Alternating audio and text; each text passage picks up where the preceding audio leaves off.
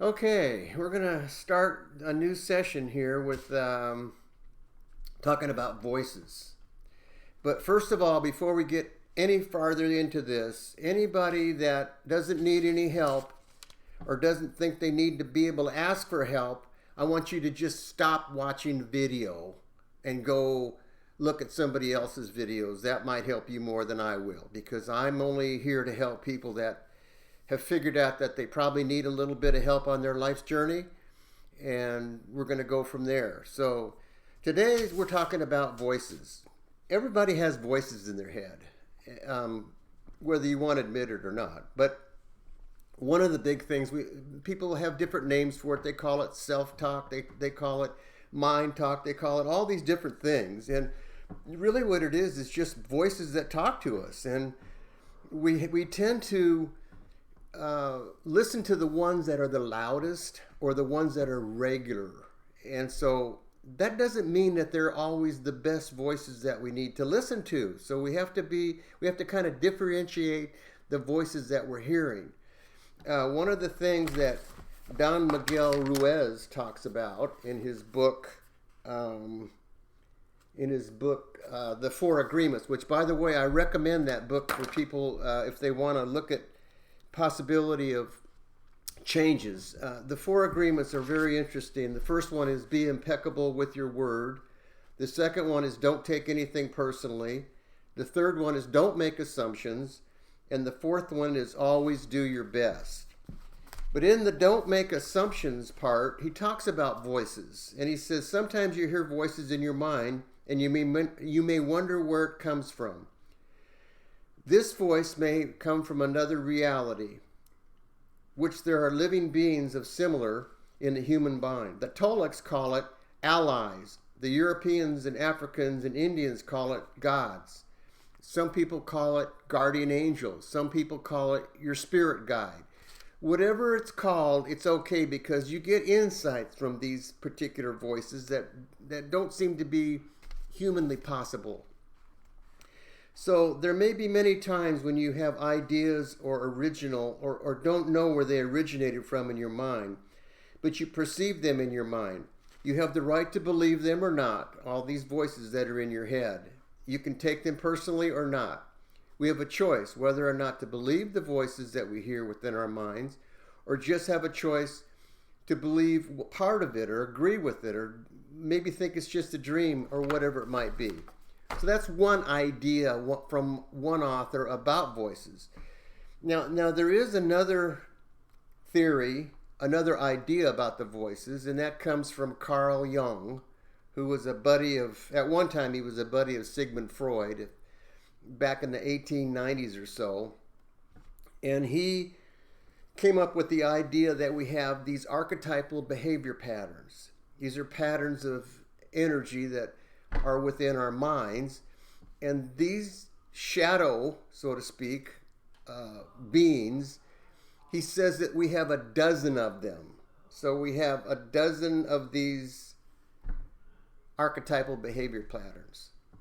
We share four in common: the child, the prostitute, the saboteur, and the victim. The prostitute is not a sexual entity. It's a survival mechanism that you'll do a job that you hate, but it has a big paycheck attached to it. So that's one of the theories that he comes up with. The problem with this group or this committee, so to speak, is that each one has their own agenda.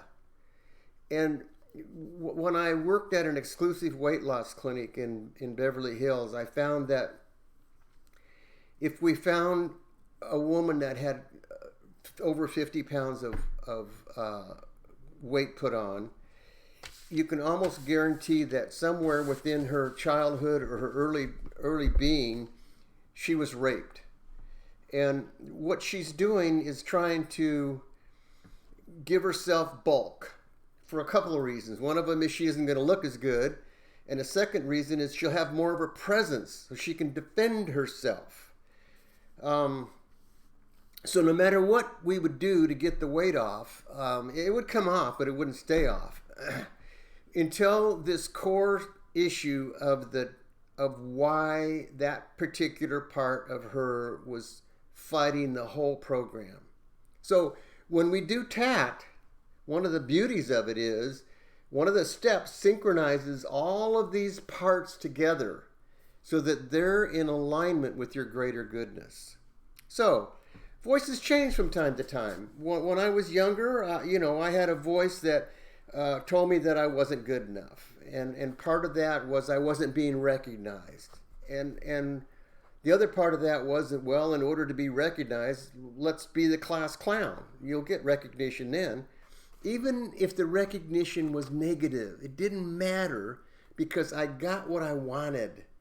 And so I continued that for quite a bit, and I got some bad reports. It was under the deportment section where it would said that I either talked too much or I was acting out in class or whatever it might be. But it got me the attention that I wanted. Later on, the voices started to change. Things as I matured, some of the voices would come back and say, well, you can't do that. You don't have the skills. You don't have the know-how. You don't have the ability to do what you think you're trying to do or what you want to try to do here. So forget it. So that voice stuck with me until I decided, you know what?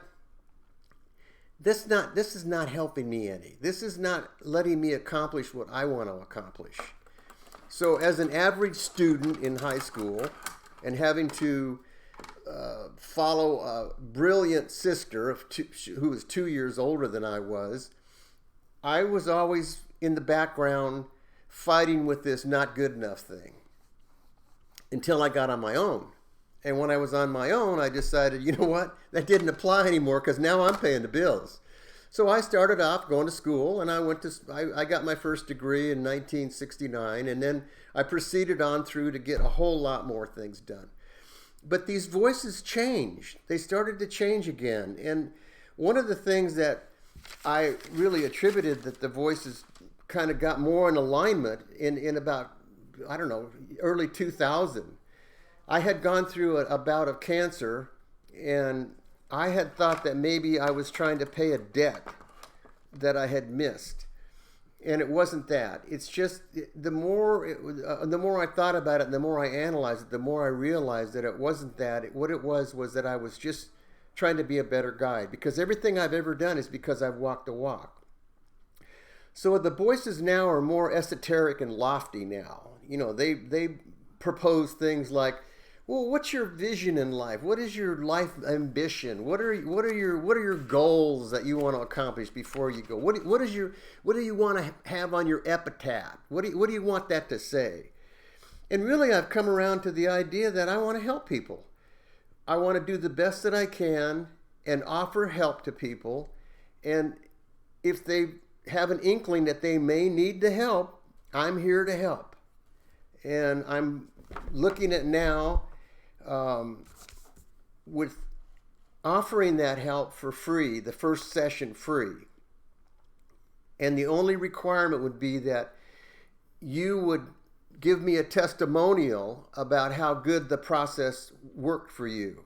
You don't have to disclose what you worked on or anything, but to disclose how it worked and how well it worked for you would be the only payment I would need.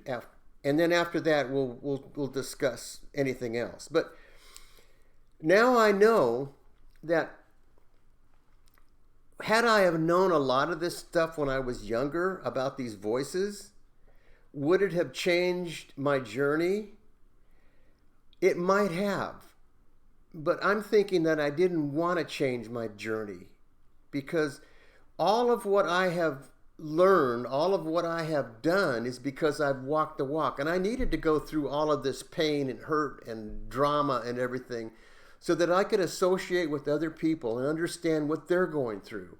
So I can be empathetic, so I can be really be a good guide for them, because who's a better guide than somebody who's been there before you?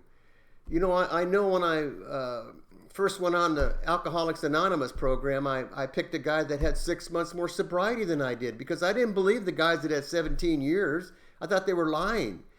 The guy that had 6 months, I thought, well, if you just show me how to do that, I can do that. And as it turned out, He didn't want to do it because you're supposed to have a year on the program before you become a sponsor.